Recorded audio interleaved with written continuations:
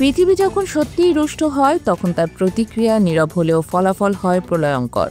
এক মুহূর্তের কম্পন আর তাতেই ধসে পড়ে ইমারত, ছিন্নভিন্ন হয় জনজীবন, বদলে যায় নদীর গতিপথ থেকে শুরু করে ভূখণ্ডের রূপরেখা।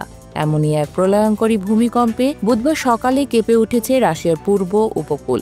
রিক্টার স্কেলে 8.8 মাত্রার এই ভূমিকম্প কেবলমাত্র একটি দেশ নয়, গোটা অঞ্চল জুড়ে ছড়িয়ে দিয়েছে আতঙ্কের ছায়া।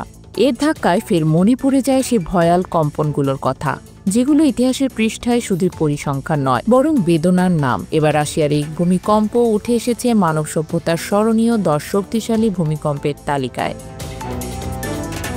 ভয়াল সেই তালিকার শীর্ষে আছে 1960 সালে চিলির ভালদিভিয়া ভূমিকম্প, রিক্টার স্কেলে যার মাত্রা ছিল 9.5। এখনো পর্যন্ত রেকর্ডকৃত সবচেয়ে শক্তিশালী ভূমিকম্প। কম্পনের পর সৃষ্ট সুনামি ছড়িয়ে পড়ে হাওয়াই, জাপান ও ফিলিপাইন পর্যন্ত। প্রাণ হারান প্রায় 1655 জন, বাস্তুচ্যুত হন লাখ লাখ মানুষ। 2004 সালে সুমাত্রা দ্বীপের উপকূলে আঘাত হানা 9.1 মাত্রার কম্পন সৃষ্টি করে ভয়াবহ ভারত মহাসাগরীয় সুনামি, আধুনিক ইতিহাসের অন্যতম প্রাণঘাতী প্রাকৃতিক দুর্যোগ এটি। প্রাণ হারান প্রায় 2,80,000 মানুষ, ক্ষতিগ্রস্ত হয় দক্ষিণ ও দক্ষিণ পূর্ব এশিয়ার বিস্তীর্ণ উপকূলীয় অঞ্চল। 2011 সালে জাপানের তোহোকু ভূমিকম্প, তীব্রতা 9.1 মাত্রা, পরে সুনামির আঘাতে পরিণত হয় এক অভিশপ্ত অধ্যায়ে। 133 ফুট উঁচু জলোচ্ছ্বাস গ্রাস করে শহর, প্লান্ট, মানুষ। সে আঘাতে ফুকুশিমা পারমাণবিক বিপর্যয় আরও তার ছায়া ফেলে রেখেছে বিশ্ব রাজনীতিতে।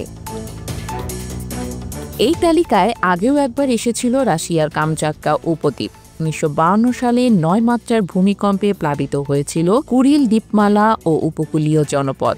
সেই ঐতিহাসিক স্মৃতির জের টেনেই যেন আজ ফের সেই মাটিতে নেমে এসেছে দুর্ভোগের তাণ্ডব। 1906 সালের ইকুয়েডর ও কলম্বিয়া সীমান্তে 8.8 মাত্রার ভূমিকম্প এবং পরবর্তী সুনামি প্রায় 1,500 প্রাণ কেড়ে নেয়। একই মাত্রার কম্পন আঘাত হানে 2010 সালে চিলিতেও। ক্ষতিগ্রস্ত হয় তালচাওয়ানো বন্দর, নিহত হন শতাধিক মানুষ।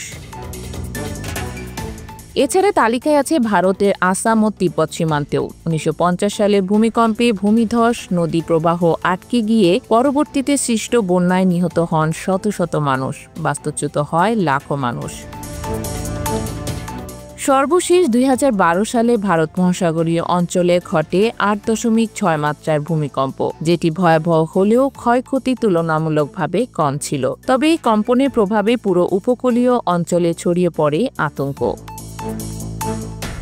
রাশিয়ায় গতকালের ভূমিকম্প ফের প্রমাণ করে প্রযুক্তির যত উন্নতিই হোক না কেন, প্রকৃতির শক্তির সামনে মানুষ এখনো কতটা অসহায়। প্রতি দশকেই একাধিক প্রলয়ঙ্কর ভূমিকম্প সভ্যতাকে মনে করিয়ে দেয় ভূপৃষ্ঠের নিচে চলছে এক বিরামহীন উত্তেজনা, যার বিস্ফোরণ অনিবার্য, আর তার প্রতিধ্বনি শুনতে পায় গোটা পৃথিবী।